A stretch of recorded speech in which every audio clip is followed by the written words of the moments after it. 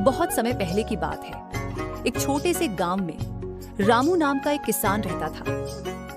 गांव में रामू की एक छोटी सी जमीन थी जिस पर वह खेती किया करता था। उसकी जिंदगी का एक ही सपना था कि वह अपनी जमीन पर अच्छी फसल लगाए और अच्छा मुनाफा कमाए, जिससे वह अपने परिवार के सारे सपने पूरे कर सके। रामू का परिवार बहुत छोटा था। उसके परिवार में उसकी पत्नी लक्ष्मी और उनका एक छोटा सा बेटा था जिसका नाम मोनू था।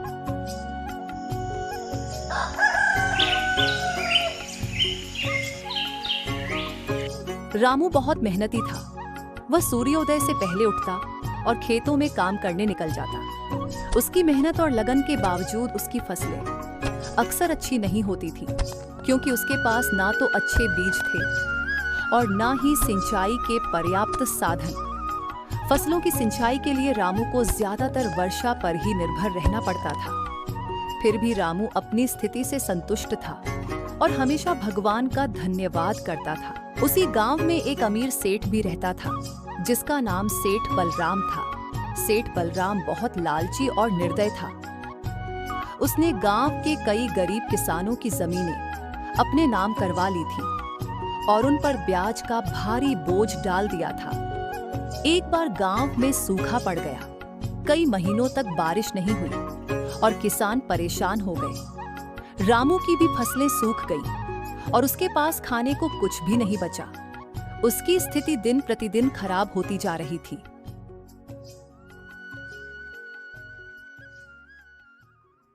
श्याम भाई, इस साल तो बड़ी मुसीबत आ पड़ी है। हमारे सारे खेत सूख गए हैं। फसल का नामो निशान नहीं बचा। अब हम क्या करेंगे? हाँ रामू भाई, मेरी भी सारी फसल बर्बाद हो गई। बच्चों के खाने के लिए अनाज तक नहीं बचा है। समझ में नहीं आ रहा कि संकट से कैसे निपटें। सरकार ने तो कुछ मदद का वादा किया था, लेकिन अब तक कुछ नहीं हुआ। हमें कुछ करना होगा, वरना भूखे मर जाएंगे। मुझे लगता है हमें सेठ जी से मदद मांगनी चाहिए। हम किसानों की इस स्थिति के बारे में तो सेठ जी को भी पता जरूर होगा। चलो सेठ जी से बात करके देखते हैं, शायद वह हमारी कुछ मदद कर सके। रामू भाई, सेठ जी के पास तो गलती से भी मत चले जाना। एक नंबर का लालची इंसान है। अभी हरिया ने कुछ दिन पहले ही सेठ जी से कुछ पैसा ब्याज पर उधार लिया था और उस सेठ ने हरिया का ब्याज इतना ज्यादा कर दिया कि वह चुका नहीं पाया, और ब्याज ना चुका पाने के कारण उस बलराम ने उसकी जमीन जब्त कर ली। फिर हम क्या करेंगे? अभी तो हमारे पास बिल्कुल पैसे नहीं बचे हैं। घर में खाने के लिए राशन तक नहीं है। अब जो भी हो, अभी तो बस एक सेठ जी ही सहारा है। उनसे अभी कुछ पैसे मांग लेते हैं। बात की बात बाद में देखेंगे। देखो रामू, मेरा मकसद था तुम्हें सतर्क करना। अब तुम जो भी करो, आगे तुम्हारी इच्छा। मुझे लगता है हमें मिलकर गांव की पंचायत से बात करनी चाहिए। शायद वे कोई उपाय निकाल सके। सही कह रहे हो रामलाल। एकजुट होकर ही हम इस समस्या का सामना कर सकते हैं। अगर हम सब मिलकर पंचायत के पास जाएं और अपनी स्थिति बताएं, तो शायद कोई हल निकल आए।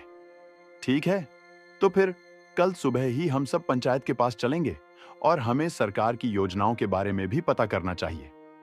हो सकता है हमें कोई राहत मिल जाए।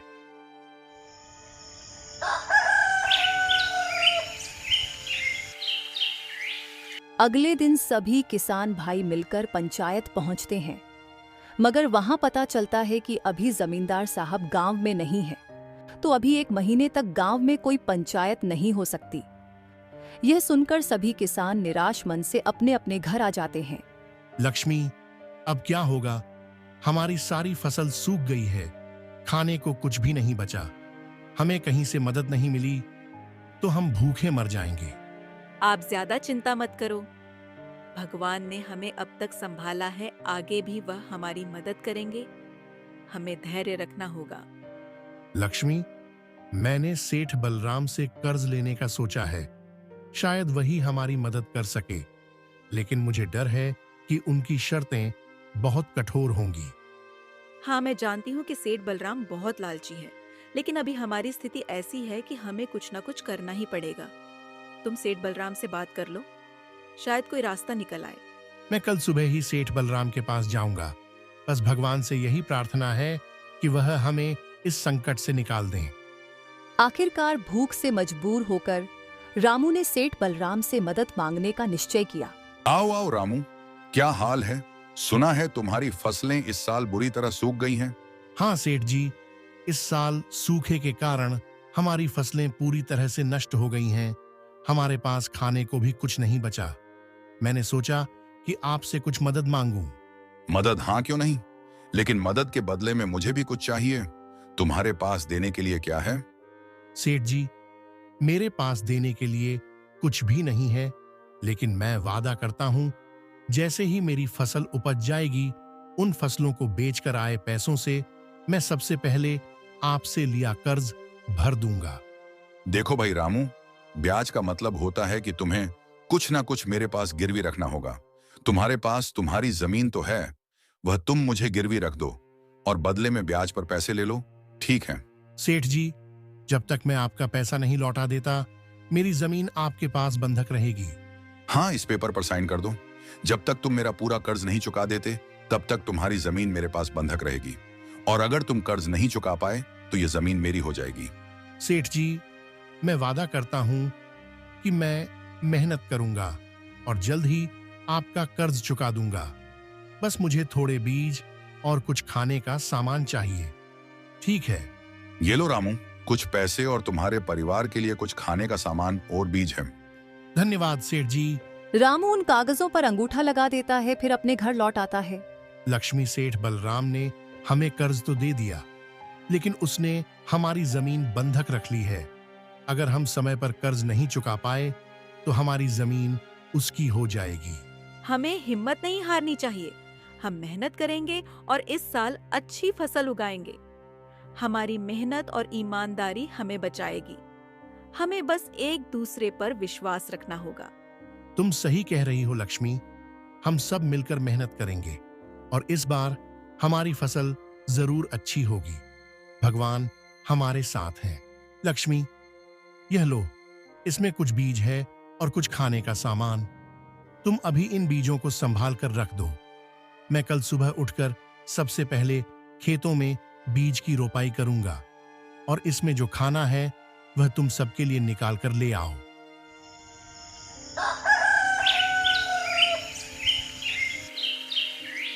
अगले दिन से ही रामू खेतों पर बड़ी मेहनत करने लगता है।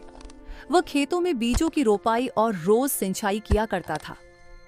कुछ ही महीनों में रामू की पूरी फसल पककर तैयार हो जाती है और अच्छे बीज होने के कारण रामू की काफी अच्छी फसल आती है। इस बार उसकी प्रार्थना भगवान ने भी सुन ली थी और गांव में इस बार जमकर बारिश हुई। खेतों में सारी फसलें लहराने लगती हैं। देखो लक्ष्मी, हमारी फसल कितनी अच्छी हुई है। अब हम सेठ बलराम का सारा कर्ज चुका सकेंगे। हाँ जी, फसल तो हमारी बहुत ही अच्छी हुई है। हम आज से ही कटाई का काम शुरू कर देंगे और जल्दी से सारी फसलों को बेचकर आए पैसों से सबसे पहले सेठ जी के पैसे वापस करके अपनी जमीन छुड़ा लेंगे। सभी किसान बहुत खुश थे। रामू ने भी अपनी फसलों को बेचकर अच्छा मुनाफा कमाया और अब वह वक्त आ गया था जब रामू को सेठ जी से लिया कर्ज चुकाना था और अपनी जमीन को सेठ जी के पास से छुड़वाना था। लक्ष्मी, फसलों को बेचकर हमें काफी अच्छा मुनाफा हुआ है। मैंने कहा था ना, हमारी मेहनत और ईमानदारी हमें बचाएगी। अब चलो जल्दी से सेठ का कर्ज चुकाकर अपनी जमीन वापस ले लें। चलो अब दोनों सेठ बलराम के घर जाते हैं।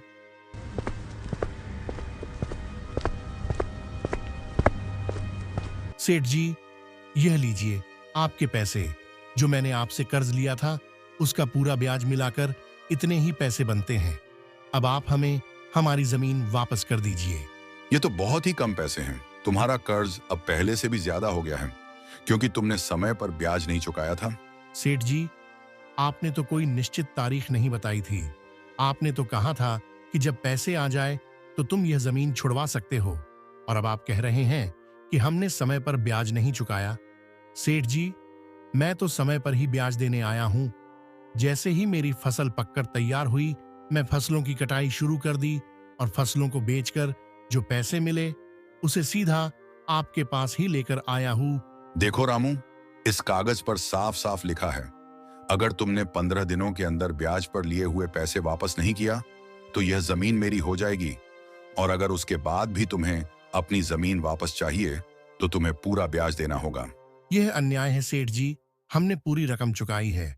आप हमारे साथ ऐसा नहीं कर सकते हो। अगर तुम्हें अपनी जमीन वापस चाहिए तो ब्याज का पूरा पैसा लेकर आओ, अपनी जमीन ले जाओ। अभी तो हम जा रहे हैं सेठ जी, पर याद रखना, मैं अपनी जमीन तुमसे वापस लेकर ही रहूंगी। तुम्हारी बेईमानी के बारे में मैं सारे गांव वालों को बताऊंगी कि किस तरह तुम गरीब और भोले भाले किसानों का फायदा उठाते हो। लक्ष्मी और रामू निराश मन से सेठ जी के घर से आ गए और सेठ जी द्वारा किए गए धोखे को गांव के सभी किसानों को बताया। ये बात सुनकर गांव के सभी किसान बहुत क्रोधित हो गए। यह सेठ बलराम अपने आप को समझता क्या है? अगर ऐसा ही चलता रहा तो देख लेना, एक दिन यह सेठ हम सभी किसानों को ले डूबेगा। हमें सेठ के खिलाफ कुछ ना कुछ तो करना ही होगा। हाँ, लेकिन सबसे पहले यह सोचो कि रामू की जमीन उस सेठ बलराम से कैसे छुड़वाए। वह सेठ तो यह जिद्द करके बैठा है कि रामू पूरा ब्याज देगा तभी उसकी जमीन वापस करेगा। हमें पंचायत में जाकर इसकी शिकायत करनी चाहिए। अब तो जमींदार साहब भी घर आ गए होंगे। लेकिन मुझे लगता है एक बार हमें सेठ बलराम से भी बात कर लेनी चाहिए। अगर सेठ बलराम प्यार से मान जाता है तो ठीक, वरना फिर हम पंचायत में ही इसकी शिकायत करेंगे। सभी किसान मिलकर सेठ बलराम के पास पहुंच जाते हैं। सेठ जी, आपने रामू की जमीन को क्यों हड़प रखा है? आप उसकी जमीन वापस कर दीजिए। आपको रामू ने जब सारे पैसे दे दिए हैं तो आप उसकी जमीन वापस क्यों नहीं कर रहे हैं? तुमसे किसने कहा कि रामू ने सारे पैसे वापस दे दिए हैं? रामू ने बस कुछ पैसे वापस दिए हैं, बाकी ब्याज के पैसे देने अभी बाकी हैं। जब तक वह पैसे मेरे हाथ में नहीं आते, रामू की जमीन वापस नहीं मिलेगी। देखिए सेठ जी, इतना तो हमें भी पता है कि आप ब्याज पर पैसे देने के बदले हम गरीब किसानों को बहुत भारी लूटते हैं। अगर आप रामू की जमीन सीधे सीधे वापस नहीं करेंगे तो हम पंचायत में जाएंगे, और अगर एक बार आपका नाम हमने पंचायत में दे दिया तो आपको भी पता है कि पूरे गांव में आपकी कितनी बदनामी होगी। तो आप सीधे सीधे अगर रामू की जमीन वापस कर सकते हैं तो कर दीजिए, वरना हम पंचायत में जाएंगे। सेठ बलराम मन ही मन में सोचता है, अगर यह बात पंचायत तक पहुंच गई तो पूरे गांव में मेरी बहुत बदनामी होगी। नहीं नहीं, मैं ऐसे होने नहीं दे सकता। लगता है इस रामू की जमीन वापस करनी ही पड़ेगी। एक काम करता हूं, इसकी जमीन वापस कर ही देता हूं। कम से कम गांव में मेरी इज्जत तो बनी रहेगी। अरे किसान भाइयों, इतना क्यों नाराज होते हो? एक जमीन ही तो है। ठीक है, मैं रामू की जमीन वापस करता हूं, और अब रामू को कोई ब्याज देने की भी जरूरत नहीं है, क्योंकि मैंने ब्याज को माफ कर दिया है। इस घटना ने रामू को सिखाया कि मेहनत और ईमानदारी से हर मुश्किल को पार किया जा सकता है। साथ ही गांव के लोगों ने भी सीखा कि एकता में बल होता है। रामू और उसका परिवार अब खुशी खुशी अपने खेतों में काम करते हैं और गांव के लोग भी मिलकर एक दूसरे की मदद करते हैं। इस प्रकार गरीब किसान रामू ने अपनी मेहनत, ईमानदारी और गांव की एकता से अपनी जमीन और इज्जत दोनों को बचा लिया।